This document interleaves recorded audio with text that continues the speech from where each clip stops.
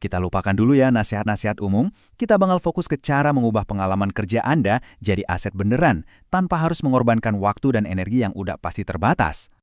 Coba deh, kita mulai dengan pertanyaan ini. Gimana kalau semua pengetahuan, semua masalah yang pernah Anda pecahkan di kantor, itu bisa diubah? Bukan cuma jadi gaji bulanan, tapi jadi sebuah produk. Sebuah aset yang kerja buat Anda 24 jam sehari. Sebelum kita ngomongin solusi, kita harus jujur dulu sama masalah utamanya. Sebagai karyawan, kita punya sumber daya yang sangat terbatas. Waktu, energi, dan kendali. Nah, ini dia alasan kenapa banyak banget side hustle di luar sana yang pada akhirnya cuma jadi kayak pekerjaan kedua, melelahkan dan ujung-ujungnya gagal. Kebanyakan orang tuh salah kaprah pas mikirin soal bangun aset.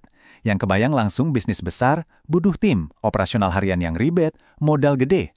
Padahal buat kita sebagai karyawan, aset yang ideal itu justru kebalikannya.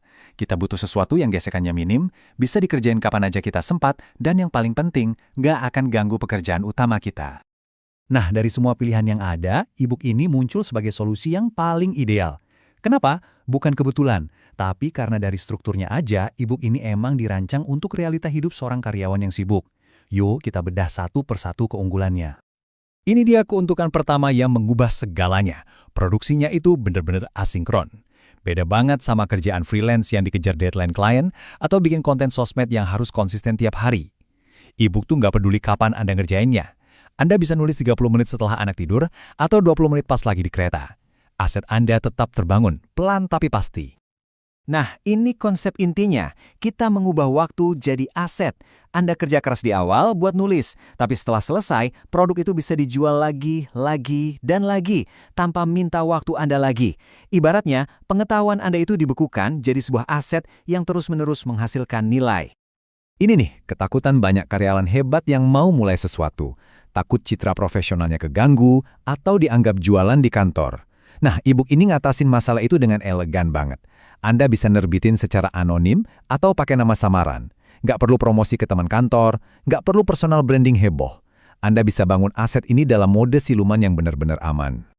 Dan yang terakhir, ini adalah aset dengan hambatan psikologis paling rendah buat dimulai. Kenapa? Karena materinya itu udah ada di dalam kepala Anda. Anda nggak perlu riset berbulan-bulan atau jadi pakar level dunia. Pengalaman nyata Anda, kesalahan-kesalahan fatal yang pernah Anda lakuin, jalan pintas yang Anda temuin di kerjaan, itu semua justru konten yang jauh lebih berharga kan? Oke, setelah tahu keunggulannya, kita masuk ke bagian yang sering banget jadi penghalang terbesar. Keyakinan kalau pengetahuan kita itu biasa aja dan nggak layak dijual. Sekarang, kita akan bongkar pemikiran itu. Coba deh renungkan kalimat ini sebentar.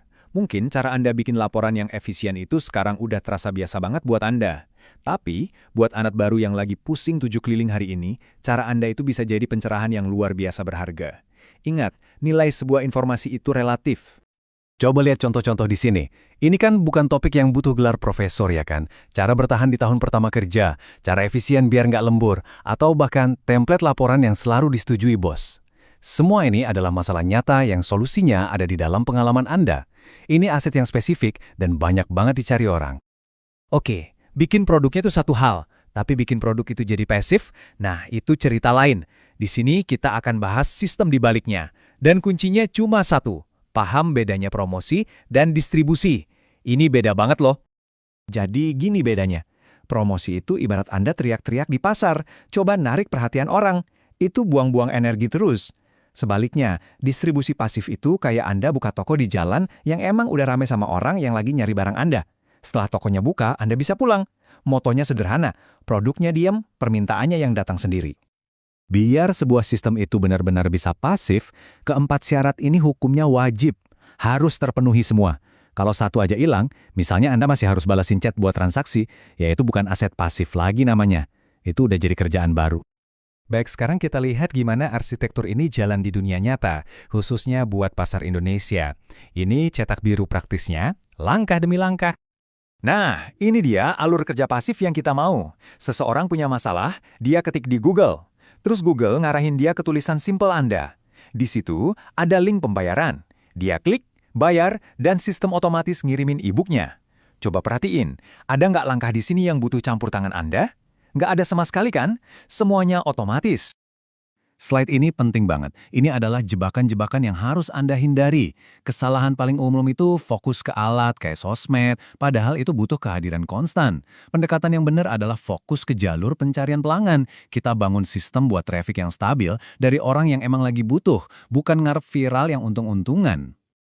Kalau ada satu hal yang perlu banget Anda ingat dari semua pembahasan ini, ya kalimat ini. Filosofinya itu bukan tentang membangun audiens atau rajin promosi, ini tentang penempatan yang strategis, lalu biarkan sistem bekerja untuk Anda. Anda tinggal menyingkir. Jadi, sebagai penutup, saya mau ninggalin Anda dengan pertanyaan ini. Coba deh pikirin lagi perjalanan karir Anda sampai hari ini. Masalah spesifik apa yang udah berhasil Anda taklukkan? Mungkin saja itulah ide untuk aset pasif pertama Anda yang sedang menunggu untuk diciptakan. Selamat mencoba ya.